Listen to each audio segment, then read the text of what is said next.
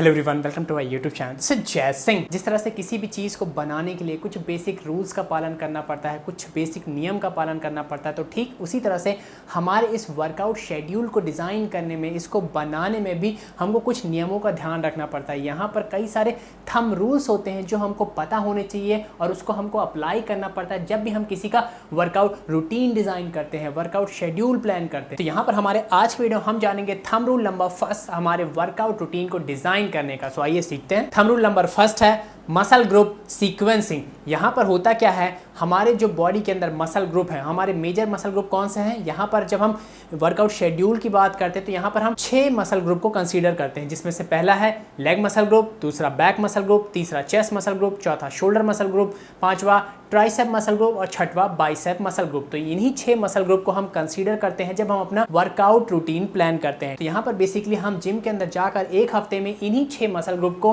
Predominant रूप से train करते हैं। और इनको ट्रेन करने के लिए जो हम वर्कआउट शेड्यूल बनाते हैं, जो वर्कआउट रूटीन बनाते हैं, वहां पर जो आपको पहला रूल हमेशा फॉलो करना है वह है मसल ग्रुप सीक्वेंसिंग। और यह रूल कहता है कि exercise sequence should be from the larger muscle group to the smaller muscle group. यहाँ पर अगर हम इस थंब रूल को आसान सी भाषा में समझे तो यह कहता है कि हमको हमारी जो सबसे बड़ी मसल ग्रुप है उसको हफ्ते के सबसे पहले दिन ट्रेन करना चाहिए, फिर उसके बाद उससे जो छोटी मसल है उसको, फिर उसके बाद उससे छोटी मसल है जो उसको, और सबसे आखिर में जो मसल ग्रुप सबसे छोटा है उसको ट्रेन करना चाहिए। तो यहाँ पर अगर हम जो जिम के अंदर 6 मसल ग्रुप को हम ट्रेन करते हैं मेन रूप से, अगर उनके साइज के हिसाब से उनको ऑर्डर में रखें तो यहाँ पर सबसे पहले कौन सी मसल आएगी, जरा गेस करिए। आपने सही गेस किया। यहाँ पर आपकी जो सबसे बड़ी मसल ग्रुप है वह है लेग मसल ग्रुप। यहाँ पर हमारे पूरे स्केलेटन मसल ग्रुप का जो 50% हिस्सा होता है वह हमारे लोअर बॉडी में होता है, हमारे लेग्स में होता है। तो यहाँ पर लेग को सबसे ऊपर रखेंगे। तो यहाँ पर डे फर्स्ट में जो हफ्ते का पहला दिन होगा वहाँ पर हम ट्रेन करेंगे लेग्स। फिर लेग्स के बाद जो लेग से छोटी मसल है वो कौन सी आती है, ज़रा सोचिए। हाँ, आपने सही सोचा। जो बैक मसल ग्रुप होता है वह हमारा लेग मसल ग्रुप से छोटा मसल ग्रुप है। तो डे 2 में हम ट्रेन करेंगे कौन सी, बैक मसल ग्रुप। फिर जरा सोचिए कि जो हमारा बैक मसल ग्रुप है उससे छोटा कौन सा मसल ग्रुप है हमारे बॉडी में। हाँ, आपने सही सोचा, हमारा चेस्ट मसल ग्रुप हमारे बैक मसल ग्रुप से छोटा है। तो यहाँ पर हमारा जो डे 3 है वहाँ पर हम ट्रेन करेंगे चेस्ट। अब चेस्ट से छोटा मसल ग्रुप कौन सा है, हाँ, शोल्डर। हमारे शोल्डर मसल ग्रुप हमारे चेस्ट मसल ग्रुप से छोटा है। तो यहाँ पर डे नंबर 4 में आएगा शोल्डर। अब यहाँ पर जो शोल्डर मसल ग्रुप से छोटा मसल ग्रुप है वह कौन सा है, हाँ, आप सही सोच रहे हैं, हमारा जो ट्राइसेप मसल ग्रुप होता है वह हमारे शोल्डर मसल ग्रुप से छोटा है। तो यहाँ पर हमारे डे नंबर 5 में आएगा ट्राइसेप। और जो हफ्ते का लास्ट दिन है डे नंबर 6, यहाँ पर जो सबसे छोटा मसल ग्रुप हमारे बॉडी में प्रेजेंट है वह है बाइसेप मसल ग्रुप। तो डे नंबर 6 में आएगा बाइसेप मसल ग्रुप। तो यह एक सही सीक्वेंस होता है हम जब वर्कआउट रूटीन प्लान करते हैं फुल बॉडी का अपने हफ्ते के 6 दिन के लिए। तो यहाँ पर इस तरह से आपको सीक्वेंस रखना है। जो सबसे बड़ी मसल है उसको सबसे पहले ट्रेन करना है, फिर उससे छोटी मसल, फिर उससे छोटी मसल, फिर उससे छोटी मसल, फिर उससे छोटी मसल, और लास्ट सबसे छोटी मसल ग्रुप है उसको ट्रेन करना है। तो जब भी आप किसी का workout routine, workout schedule design करें तो वहां पर आपको जो थंब रूल फर्स्ट है हमारा मसल ग्रुप सीक्वेंसिंग, उसको फॉलो करना चाहिए। और मसल ग्रुप सीक्वेंसिंग क्या बोलता है कि जो हमारे बॉडी की सबसे बड़ी मसल ग्रुप है उसको हफ्ते के शुरू में ट्रेन करना चाहिए और फिर धीरे धीरे करके जो मसल ग्रुप छोटा है उससे उसकी तरफ बढ़ना चाहिए। तो यहाँ पर जब हम अपने थंब रूल नंबर फर्स्ट को फॉलो करते हुए किसी इंसान का 6 दिन का स्प्लिट डिजाइन करते हैं सिंगल बॉडी पार्ट, तो वहां पर आपको इस तरह का वर्कआउट रूटीन देखने को मिलेगा, जहां पर डे नंबर 1 में लेग है, डे नंबर 2 पे बैक है, डे नंबर 3 पे चेस्ट है, डे नंबर 4 पे शोल्डर है, डे नंबर 5 पे ट्राइसेप है और डे नंबर 6 पे बाइसेप है। तो इस तरह का डे 6 तक 6 दिन का हफ्ते में आपको वर्कआउट रूटीन डिजाइन करना है अगर आप सिंगल मसल मारते हैं एक दिन में तो, ठीक है। और यहाँ पर 7वें दिन संडे जो आ रहा है वहाँ पर आपको कंप्लीट रेस्ट लेना है। यहाँ पर कुछ लोग के मन में एक डाउट आ रहा हो कि यहाँ पर एब्स को क्यों नहीं ट्रेन कर रहे हैं, एब्स भी तो एक बहुत बड़ा मसल ग्रुप है।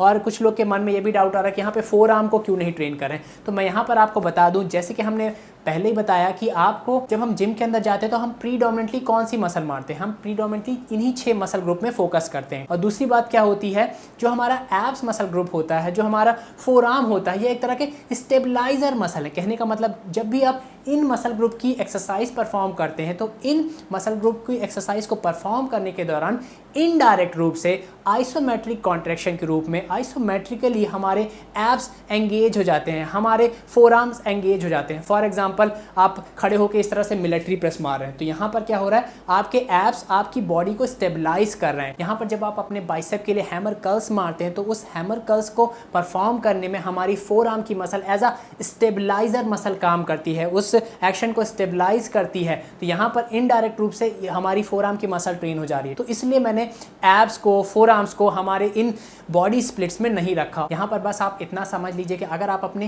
एब्स को ट्रेन करना चाहते हैं, अपने फोरआर्म्स को ट्रेन करना चाहते हैं तो इनके लिए 2-3 एक्सरसाइज ले लीजिए और इसके 3-4 सेट मार लीजिए और आप किसी भी मसल ग्रुप के साथ इनको अटैच कर सकते हैं और इनको ट्रेन कर सकते हैं। बेसिकली क्या होता है, आपके जो एब्स हैं, जो फोरआर्म है, ये एक आलू की तरह होते हैं। जैसे आलू किसी भी सब्जी में फिट हो जाता है ना, तो हमारे ये एब्स, फोरआर्म्स किसी भी वर्कआउट के दिन में फिट हो जाते हैं, किसी भी मसल ग्रुप की ट्रेनिंग में भी फिट हो जाते हैं। ठीक है, तो आप इनको किसी के साथ भी ट्रेन कर सकते हैं। और इसको कैसे बेस्ट अप्रोच रहेगा इनको एब्स को ट्रेन करने के लिए, इसके लिए मैं एक अलग से वीडियो बनाऊंगा, उस वीडियो का इंतजार करिए। और वैसे भी जैसे हम सुनते आए, abs are made in kitchen, आप एक अच्छी डाइट फॉलो किए बिना एब्स अपने नहीं बना सकते हैं। ठीक है, सो इस बात का ध्यान रखिएगा। सो आई होप आप ये जो रूल नंबर 1 है, मसल ग्रुप सीक्वेंसिंग, अच्छी तरह से समझ गए होंगे। अगर हम इसको एक दूसरे एग्जाम्पल की मदद से समझे तो आप इस तरह से इसको समझ सकते हैं कि जैसे आप जब एग्जाम में पेपर लिखते हैं तो आप क्या करते हैं, वहाँ पर जो सबसे ज़्यादा मार्क्स का क्वेश्चन होता है उसको सबसे पहले सॉल्व करते हैं, सबसे अच्छे तरीके से सॉल्व करते हैं। तो ठीक इसी तरह से यहाँ पर जब हम वर्कआउट अपना परफॉर्म करते हैं, वर्कआउट रूटीन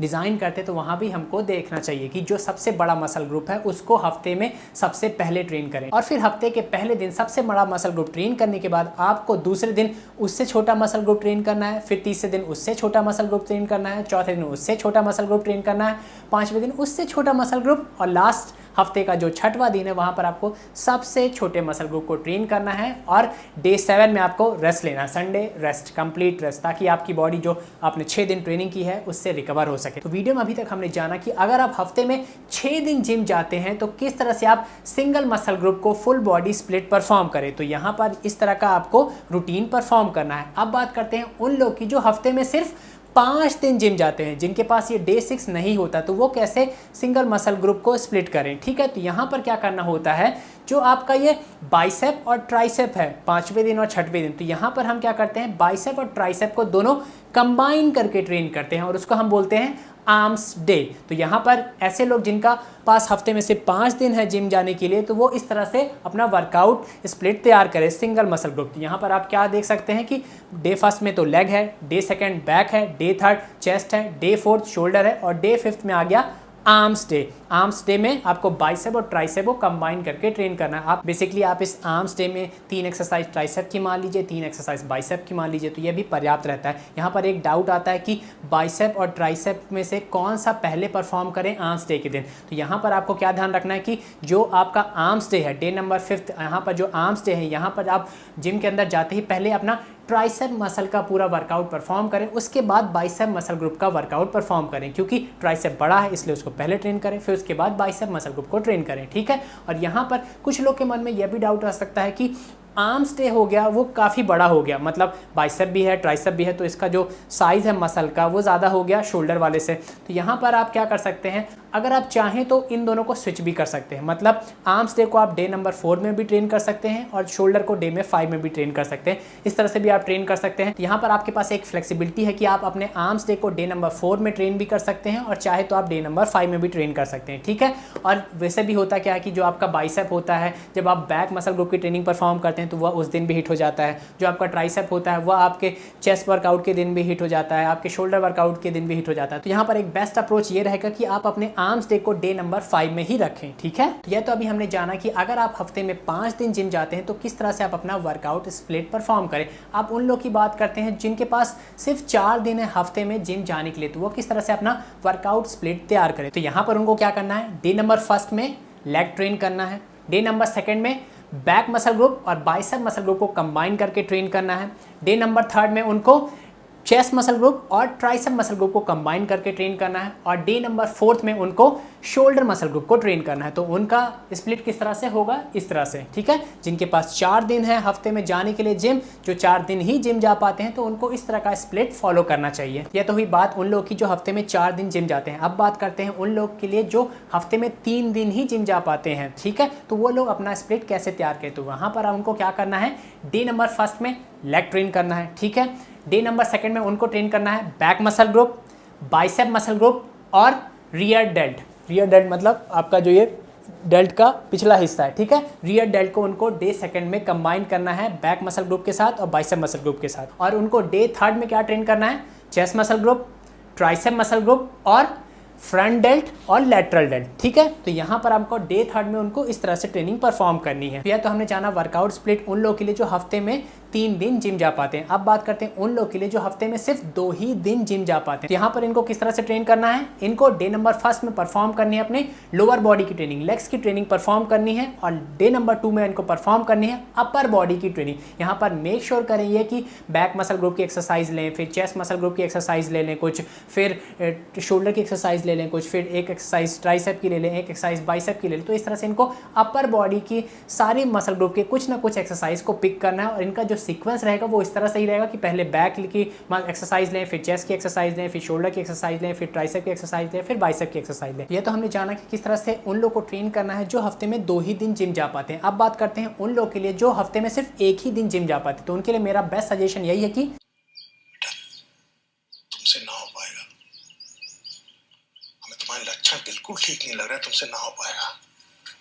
आज की वीडियो में इतना ही। आज की वीडियो हमने जाना हमारे वर्कआउट रूटीन को किस तरह से बनाते हैं, उसका रूल नंबर 1, ठीक है। और यहाँ पर हमने जनरल स्प्लिट की बात करी कि किस तरह से एक जनरल रूटीन बनाया जाता है। यहाँ पर जो आगे आने वाले वीडियोस है वहाँ पर बहुत सारी इन्फॉर्मेशन डिटेल में बात करेंगे, जो अलग अलग स्प्लिट्स हम सुनते हैं, पुश पुल हो गया, एग्निस एंटेग्निस हो गया, पोस्टीरियर एंटीरियर हो गया, और इस तरह के बहुत सारे जो स्प्लिट्स होते हैं उसके बारे में हम डिटेल में बात करेंगे। सो वो वीडियो आपसे मिस ना हो, उसके लिए मेक श्योर मेरे चैनल को सब्सक्राइब कर लें अगर आपने अभी तक नहीं किया है, and hit the bell icon. और वीडियो छोड़ के जाने से पहले वीडियो पे लाइक कमेंट करना ना भूलें। आपके लाइक कमेंट करने से आपका कुछ नहीं जाता, लेकिन मेरा हौसला बहुत बढ़ जाता है कि इस तरह की इन्फॉर्मेटिव इन्फॉर्मेशन मैं आप तक हमेशा पहुंचाता रहूं। Thanks for watching it, stay healthy, stay fit, bye, Jai Hind.